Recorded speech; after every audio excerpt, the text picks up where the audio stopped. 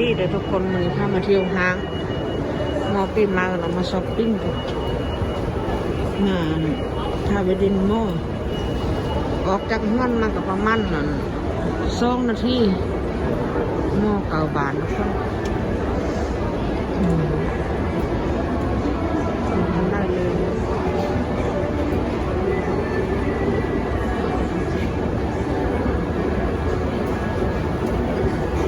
มอปีมาเรามาช้อปปิ้ง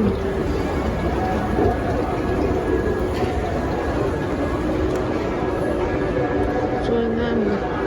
รถไฟถึงมาสันลมตกได้เที่ยวพักโหดโค้งหางแพทย์รถไฟคนหนึ่ง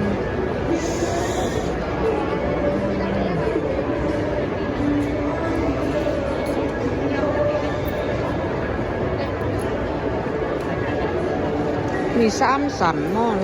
คนเรียนแถวสู่คนหนอดน้ำใช่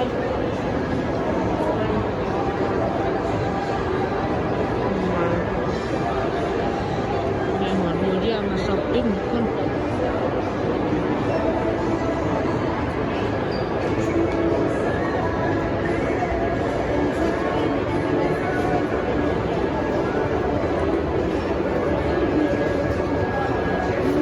รถไฟกัน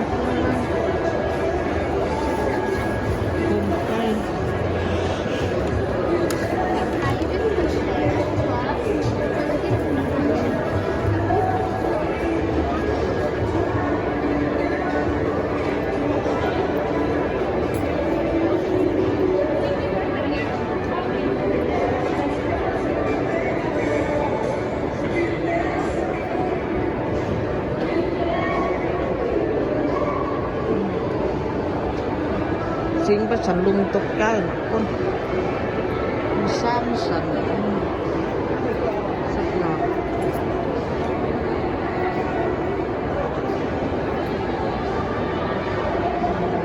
มันก็หาพายกระเป๋าอย่างนั้น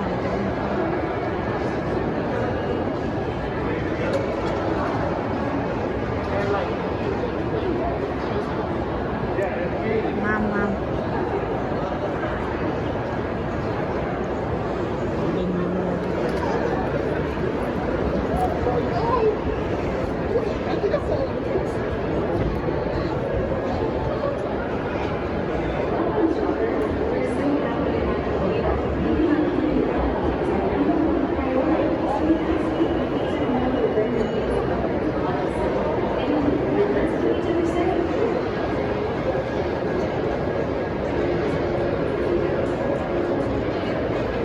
จุดหนอดเลยทุกคนเขาเห็ดโคมไฟเนี่ยตอนพักปีมังงาม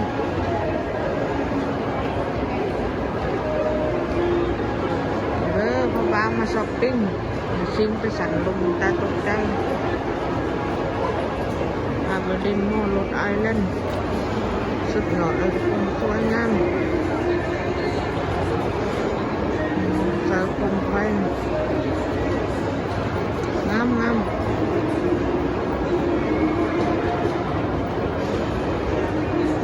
ั่นลมตาตกใจ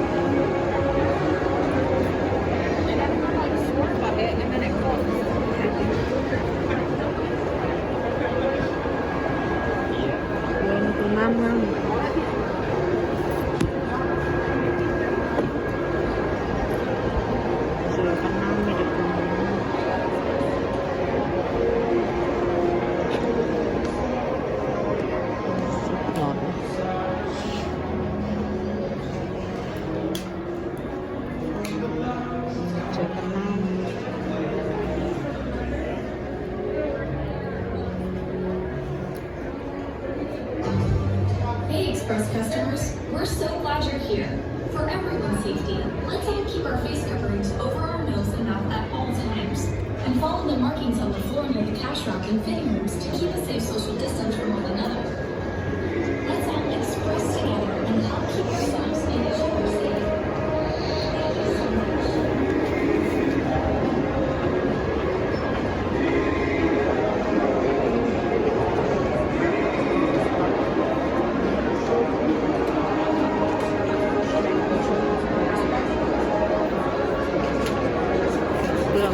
มีแต่ความแท็กซี่เลยทุกคน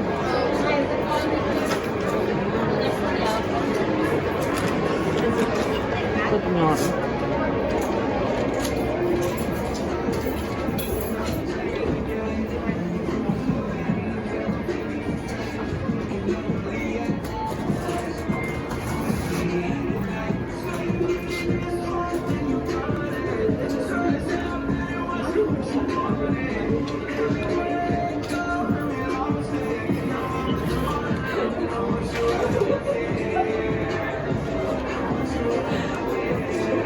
ไปเอาคนมีเสียงเพลงพายอะไรทุกคน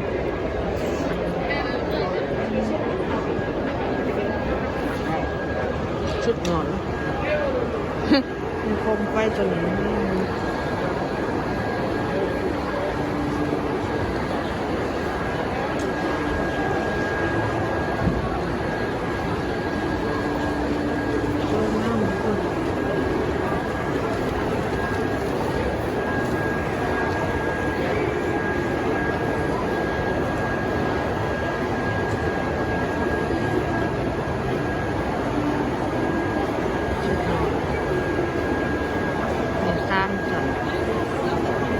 คอยหลอกรถมือ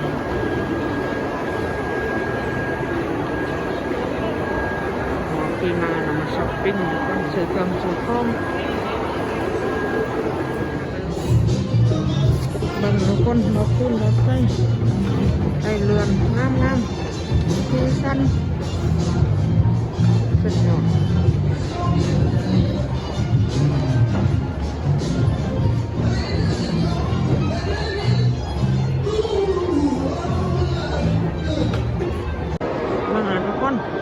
สันหนึ่งนี่สันหนึ่งสันสองสันสามสุดยอดโม่คือกระเป๋าไม้กอข้อทีนี้ก็มีโคตรคู่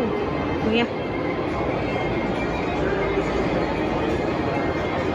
เข้าหน้าเหมือนกระเป๋าไม้กอข้อไฟหม้อนี่ก็นี่แต่น้อยงาม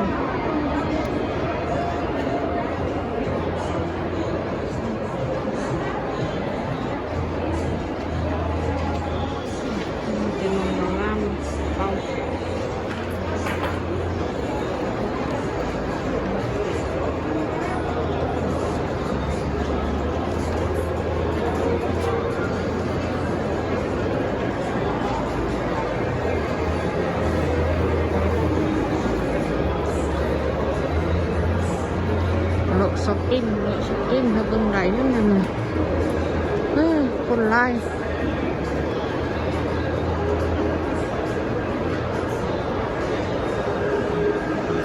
มีแต่เครื่องแท็กซี่ทุกคนจุดเหลือ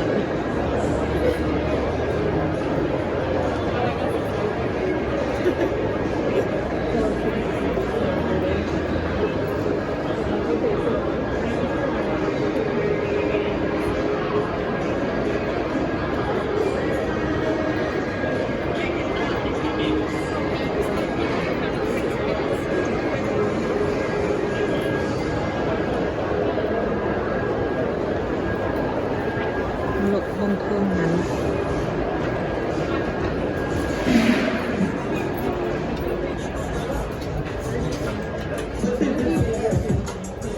งามทุก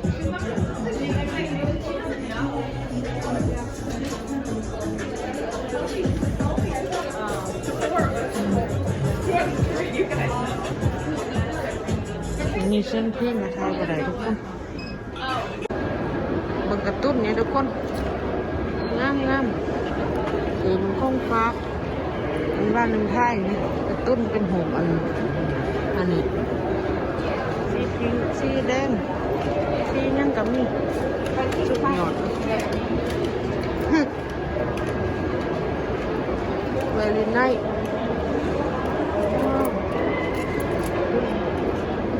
อยู่บนบ้านหนึ่งไทยก็อยู่ต้นใหญ่งามงามนะคะ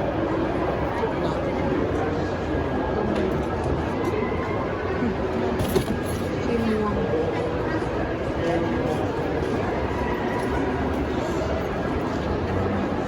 อยู่บนบ้านหนึ่งไทยต้นบ้านหนึ่งไทยแม่แม่ส้มหักสุดยอดไปนะก็หุ้มเด้งมาเป็นไพ่โลเฟชจุดหน่อยเครื่องกันน้ำโลเฟชไปเลยเลี้ยนคิ้วเขาไปเลาะกันแล้วก็เลี้ยนคิ้วเขาไปเคยเดินได้กระเป๋าเดินข้อมือกันไหน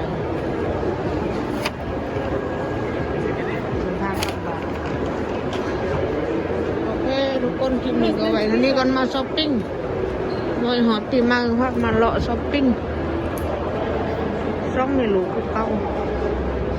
สุดยอดเลย